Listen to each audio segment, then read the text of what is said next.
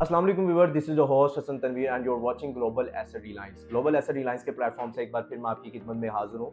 और व्यूअर, आज की वीडियो बहुत ही आपके लिए इन्फॉर्मेटिव होने वाली है, बहुत ज़्यादा आपके लिए फ़ायदेमंद होने वाली है, क्योंकि मैं आज कुछ ऐसे पॉइंट डिस्कस करने वाला हूँ जो कभी भी आपने प्रॉपर्टी डीलर से डिस्कस नहीं करने, अपनी प्रॉपर्टी बाई करते हुए या प्रॉपर्टी सेल करते हुए। अगर ये जो मैं पॉइंट्स आपको आज बताऊंगा, अगर आप इन चीज़ों को पिक कर लेते हैं तो कभी भी मार्केट में आपके साथ फ्रॉड या स्कैम नहीं होगा और बहुत सारी चीज़ों से, बहुत सारे नुकसान से आप बच सकेंगे। जो फर्स्ट पॉइंट है, फर्स्ट पॉइंट को अगर मैं डिस्कस करूं तो आपने कभी भी प्रॉपर्टी सेल करते हुए प्रॉपर्टी डीलर को ये नहीं बताना कि मुझे इमरजेंसी है, मुझे आउट ऑफ कंट्री ट्रैवल करना है, तो मुझे अपनी प्रॉपर्टी इमरजेंसी में सेल करनी है, मुझे पैसों की ज़रूरत है, मुझे हॉस्पिटल में पैसों की ज़रूरत है, मैंने बच्चों की फीस देनी है, उसके लिए पैसों की ज़रूरत है, या मैंने कोई चीज़ बाई करनी है, गाड़ी बाई करनी है, तो उसके लिए मुझे ये प्रॉपर्टी सेल करना पड़ी है और ये टाइम ड्यूरेशन है, इससे पहले मुझे सेल करनी है। तो कभी भी प्रॉपर्टी डीलर को ये डिस्कस ना करें कि मुझे इमरजेंसी है। इस सिचुएशन का फ़ायदा उठाते हुए प्रॉपर्टी डीलर हमेशा जो आपका 20 या 30 लाख का प्लॉट है उसको हमेशा कम प्राइस में आपको बता देता है कि इस प्राइस में आपका प्लॉट सेल हो जाएगा, और जब आपको इमरजेंसी होती है तो आप उसको सेल कर देते हैं। और बाद में आइडिया होता है कि जो मेरा 20 लाख का प्लॉट था, प्रॉपर्टी डीलर ने मेरा इमरजेंसी में आके 15 लाख में सेल तो करवा दिया, लेकिन उसका आपको नुकसान ये होता है कि आपको 5 लाख का नुकसान हो गया और थोड़े दिनों बाद आपको फील होता है कि मेरे साथ बहुत बड़ा स्कैम या फ्रॉड हुआ है। तो आपने इन चीज़ों को कभी भी डिस्कस नहीं करना प्रॉपर्टी डीलर के साथ। मुझे इमरजेंसी है, मुझे पैसों की जरूरत है, तो मेरा ये प्लीज़ प्लॉट ये इतनी डेट से पहले या इस टाइम ड्यूरेशन से पहले सेल करवा दें। प्रॉपर्टी डीलर सेल तो करवा देगा, लेकिन जो आपका 25 लाख का प्लॉट है वो 20 लाख में करवा देगा, तो सीधा सीधा आपको 5 लाख का नुकसान है। आपकी इमरजेंसी सिचुएशन की वजह से आपको सीधा 5-10 लाख का नुकसान हो जाएगा। तो आपने इन चीज़ों को कभी भी प्रॉपर्टी डीलर से डिस्कस नहीं करना। सेकंड पॉइंट बहुत ज़रूरी है, आपने कभी भी प्रॉपर्टी डीलर को अपना कंप्लीट बजट नहीं बताना कि मेरा 50 लाख का बजट है या मेरा 60 लाख का बजट है। हमेशा अपना बजट कम बताएं। उसका प्रॉपर्टी डीलर फायदा ये उठाता है कि जब आप उसको अपना बजट बता देते हैं तो वो आपको हमेशा बहुत कम प्रॉपर्टी बताता है कि आपके पास यही 1-2 ऑप्शन है, आपके बजट में ये आ रही हैं। आप उसको हमेशा थोड़ा कम बजट बताएं या थोड़ा सा रीजनेबल बजट बताएं कि जिसमें वो आपको कई सारी ऑप्शन दिखा सके। अब लेट्स सपोज आप उसको बताते हैं कि मेरा 50 लाख का बजट है, मुझे 50 लाख में एक अपार्टमेंट चाहिए। जब उसको आइडिया हो जाता है कि सिर्फ आपका 50 लाख का बजट है, तो वो आपको 50 लाख वाला ही प्लॉट पिच कर देता है, 45 लाख वाला कर देता है, और जो 50 लाख वाला प्लॉट होता है वो आपको 52 से 53 लाख का पिच करता है और 50 लाख में सेल कर देता है। लेकिन वो सेम प्राइस में आपको अपार्टमेंट मिल जाता है या उससे ज़्यादा प्राइस में वो आपको अपार्टमेंट सेल कर देते हैं, जिसका आपको सबसे बड़ा नुकसान ये होता है कि आपने बजट उनसे डिस्कस किया।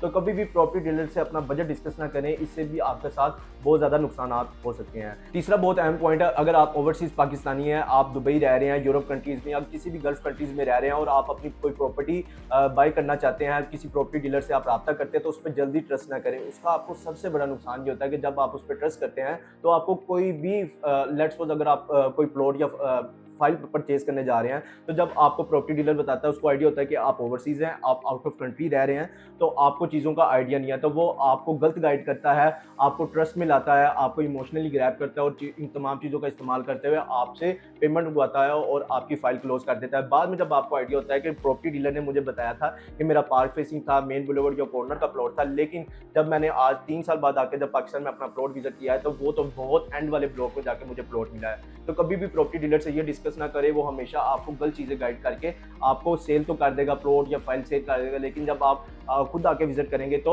आपको आइडिया होगा कि मेरे साथ मार्केट में इन्होंने फ्रॉड किया है, मेरे साथ मार्केट में इन्होंने स्कैम किया है। तो हमेशा जब भी आपने कोई चीज़ बाई करनी है, तो पाकिस्तान में अगर आपका कोई रिलेटिव है, कोई दोस्त है, बाप है जिस पे आप ट्रस्ट करते हैं, तो आप उसकी प्रॉपर्टी डीलर से मीटिंग करवाएं। वो खुद जाके विजिट करेगा, उसको आइडिया होगा कि हाँ, ये जो मेरा दोस्त या जो मेरा कज़न है ये प्रॉपर्टी बाय कर रहा है, तो उसने ये प्रॉपर्टी डीलर ने इसको ये प्रॉपर्टी बताई है और वही प्रॉपर्टी है, तो उसका ये फ़ायदा होगा कि वो अपने उस दोस्त को आपको बताएगा, तो आप फिर ट्रस्ट करके प्रॉपर्टी बाय कर सकते हैं। इससे आपके साथ फ्रॉड और स्कैम होने के चांसेस बहुत कम है। चौथा सबसे बहुत अहम पॉइंट है कि कभी भी आपने प्रॉपर्टी डीलर को ये नहीं बताना कि मुझे ये प्लॉट पसंद है, मुझे ये घर पसंद है या मुझे यही अपार्टमेंट पसंद है और मुझे यही बाय करना है। कभी भी आपने जिद नहीं करनी। प्रॉपर्टी डीलर इस चीज़ का फ़ायदा उठाता है, उसको इस चीज़ का आइडिया हो जाता है कि ये आपको प्रॉपर्टी पसंद है, आप यही बाय करना चाह रहे हैं, तो वो इन तमाम चीज़ों का फ़ायदा उठाते हुए आपको हमेशा ज़्यादा प्राइस में आपको अपार्टमेंट कोट करेगा। लेट्स सपोज 50 लाख का अपार्टमेंट है, आपको अपार्टमेंट पसंद आ गया और आप उसकी कोई भी कीमत दे सकते हैं, तो वो आपको यही कहेगा कि इसकी प्राइस जो है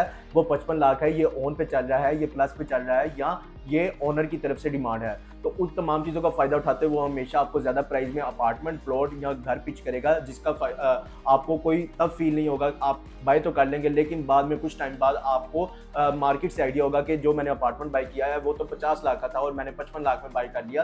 तो तब आपको फील होगा, रिग्रेट होगा कि मैंने ज़्यादा पैसों में क्यों बाय किया। पहले आप ज़िद कर रहे थे, पहले आप उस अपार्टमेंट को बाय करना चाह रहे थे, लेकिन जब आपने बाय कर लिया ज़्यादा पैसों में, तो उसके बाद मार्केट नॉलेज से आपको आइडिया होगा कि ये उतनी प्राइस का अपार्टमेंट या प्लॉट नहीं था जितनी प्राइस में मुझे मिला। तो कभी भी आप प्रॉपर्टी डीलर से ये डिस्कस ना करें कि मुझे ये चीज़ पसंद है, या कभी भी जिद ना करें कि मुझे यही चाहिए। इन तमाम चीज़ों का फ़ायदा उठाते हुए वो हमेशा आपको ज़्यादा प्राइस कोट करेगा। अपार्टमेंट की, प्लॉट की, घर की या कोई भी कमर्शियल है, आपको हमेशा प्राइस कोट करेगा। इसके अलावा पांचवा बहुत अहम पॉइंट है, कभी भी प्रॉपर्टी डीलर को ये ना बताएं कि मुझे रियल एस्टेट मार्केट का नॉलेज ही नहीं है, या आप किसी सोसाइटी में प्लॉट या बाय करने चाह रहे हैं तो प्रॉपर्टी डीलर से ये डिस्कस ना करें कि मुझे इस मार्केट का बिल्कुल नॉलेज नहीं है, मुझे नहीं पता कि यहाँ पे क्या प्राइसेस चल रही हैं या यहाँ पर क्या एडजस्टमेंट फॉर्म चल रहे हैं। कुछ भी उनसे डिस्कस करने की जरूरत नहीं है, बल्कि खुद आप मार्केट में जाएं, प्रॉपर्टी डीलर, एक प्रॉपर्टी डीलर से रब्ता करें, दूसरे से करें, तीसरे रब्ता करें, और आपको फिर रियल एस्टेट मार्केट की नॉलेज होगी। कभी भी एक डीलर पर ट्रस्ट ना करें, एक ही डीलर के साथ रब्ता ना करें। लेट्स सपोज अगर आपके पास टाइम नहीं है तो थोड़ा सा टाइम निकालें, क्योंकि आपने पैसा लगाना है, अपनी सरमायाकारी करनी है, या अपनी रहाइश के लिए कोई प्रॉपर्टी बाय कर रहे हैं, आपका पैसा लग रहा है, तो उसके लिए थोड़ी रिसर्च करें। एक डीलर पे कभी ट्रस्ट ना करें, थोड़ी मार्केट का जायजा लें, पूरी मार्केट को देखें, फिर उसके बाद जाके आप कोई चीज़ बाय करें। कभी प्रॉपर्टी डीलर से ये डिस्कस नहीं करना, और कभी आपने ये भी नहीं करना कि सिर्फ एक ही डीलर से रब्ता किया और उसने जो कह दिया आपने उस पर ट्रस्ट करके प्रॉपर्टी बाय कर ली। इसका भी आपको अच्छा खासा नुकसान हो सकता है। तो ये जो 5 अहम पॉइंट्स मैंने आपको बताए थे कि आपने कभी भी प्रॉपर्टी डीलर से डिस्कस नहीं करने, और इन तमाम 5 रूल्स को आपने अप्लाई कर लेना है जब भी आपने सरमायाकारी करनी है या कोई भी प्रॉपर्टी बाय करनी है। तो इन तमाम 5 चीज़ों को अगर आप पकड़ लेते हैं, ग्रिप कर लेते हैं, तो कभी भी मार्केट में आपके साथ फ्रॉड या स्कैम नहीं होगा। जो भी आपका 10-15 लाख, 5 लाख का नुकसान होता है वो कभी भी नहीं होगा। जब तक लालची जिंदा है, फ्रॉडिया भूखा नहीं मरता। इस चीज़ का आपको आइडिया, जब आप लालच करेंगे तो फ्रॉडिया मार्केट में बैठा है वो आपके साथ फ्रॉड करने के लिए। तो अगर आपको इस वीडियो का कुछ फ़ायदा हुआ है, कुछ इन्फॉर्मेशन मिली है, तो आप वीडियो को लाइक करें, चैनल को सब्सक्राइब करें। आने वाले दिनों में हम आपके लिए और भी इन्फॉर्मेटिव वीडियोज़ लेके आते रहेंगे कि रियल एस्टेट मार्केट में आपने कौन सी गलतियाँ नहीं करनी,